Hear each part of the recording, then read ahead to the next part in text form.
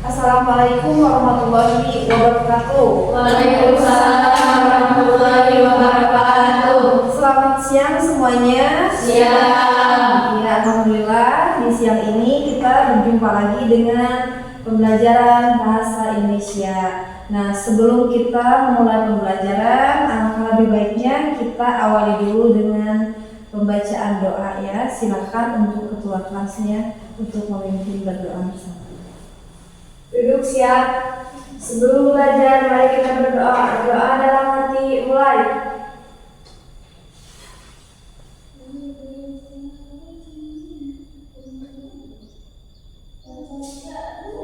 Selesai.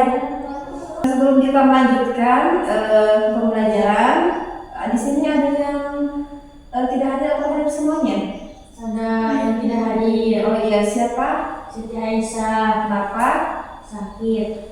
Sakit. Mari kita doakan ya, semoga cepat sembuh agar bisa mengikuti pembelajaran seperti biasanya. Amin. Ya, coba dilihat ke depan. Kali ini kita akan belajar tentang mengungkapkan informasi berdasarkan isi karya ilmiah. Nah, apa saja yang mengenai tentang mengungkapkan informasi berdasarkan isi karya ilmiah. Nah, karya ilmiah itu menjadi bahan untuk diskusi ya, untuk diskusi dan wajib disebut dengan makalah. Makalah itu terdiri dari beberapa bagian. Ada pendahuluan, kemudian pembahasan dan simpulan. Yaitu untuk menjelaskan ketiga hal tersebut kita harus memperhatikan hal-hal berikutnya ya. Seperti apa? Contoh pertama, kita akan membahas tentang pendahuluan.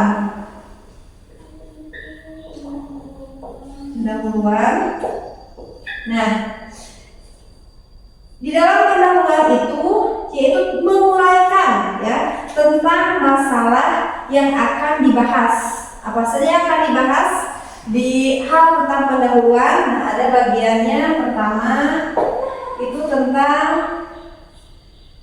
latar belakang masalah. Jadi kalau dalam sebuah makalah itu harus ada pendahuluan di mana isinya tentang latar belakang masalah.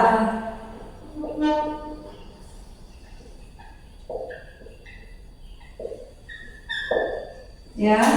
Kemudian poin kedua itu yaitu tentang perumusan masalah. Ya, jadi kalian harus ingat poin pertama itu di dalam pembuatan makalah itu tentu harus ada pendahuluan. Isinya apa saja di pendahuluan itu? Ada latar belakang masalah, kemudian perumusan masalah, dan ketiga yaitu prosedur pemecahan masalah. Nah, itu udah dicakup dalam kategori apa? Pendahuluan, yang mana pendahuluan itu sangat dibutuhkan ketika kita membuat sebuah makalah dalam halnya karya ilmiah tapi dalam bentuk makalah ya. Kemudian ada apa saja di dalam makalah itu? Poin kedua adalah pembahasan ya. Pembahasan yaitu bagian ini memuat uraian tentang hasil kajian penulis ya dalam mengeksplorasi jawaban terhadap masalah yang diajukan, yang dilengkapi oleh data pendukung serta argumentasi yang berdasarkan pandangan ahli dan teori yang relevan ya. Jadi pembahasannya itu bukan pembahasan yang asal-asalan ya, itu berdasarkan teori ya. Ya, jadi bisa dipahami ya. Bisa bahwa dalam sebuah pembuatan makalah itu harus ada pendahuluan. Pendahuluan itu dalamnya ada apa? Ada 3 poin.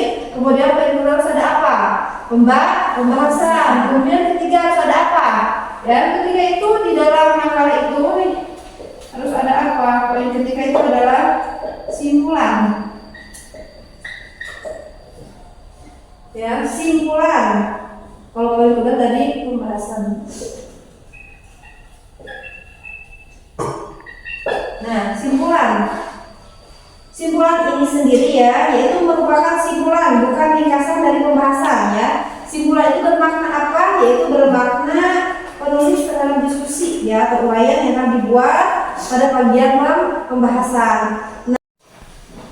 Nah, kemudian pada bagian akhir setelah selesai kita membuat pendahuluan, pembahasan, kemudian simpulan. Nah, di sana harus tertera yaitu di bagian akhir itu harus dilengkapi dengan daftar pustaka ya. Daftar pustaka itu untuk apa? Yaitu untuk sejumlah sumber yang digunakan di dalam penulisan makalah tersebut ya. Yang dimaksud dalam sumber bisa berupa buku. Jadi kalian itu bisa mencari sumber itu dari berupa buku atau jurnal ya, atau majalah, atau sudah kita bahas minggu lalu yaitu dari surat kabar misalkan ya, atau dari internet ya, karena sekarang kita memang bisa mencari kadang di internet gitu ya untuk menjadi bahan perbandingan atau hal-hal yang bisa diikutsertakan ya.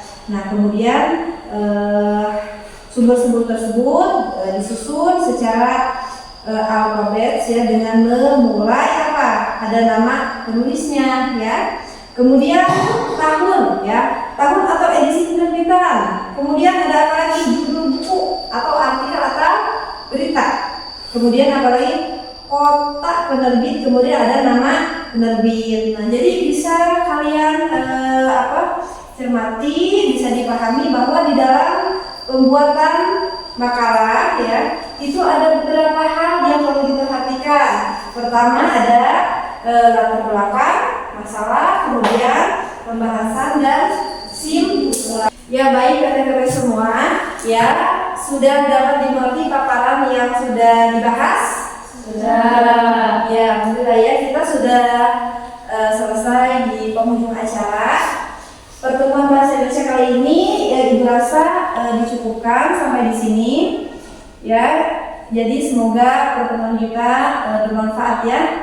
Nah, sebelum menutup acara ini, silakan untuk dipimpin berdoa.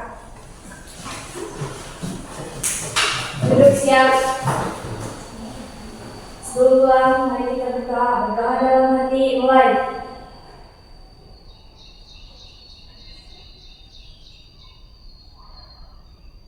Selesai.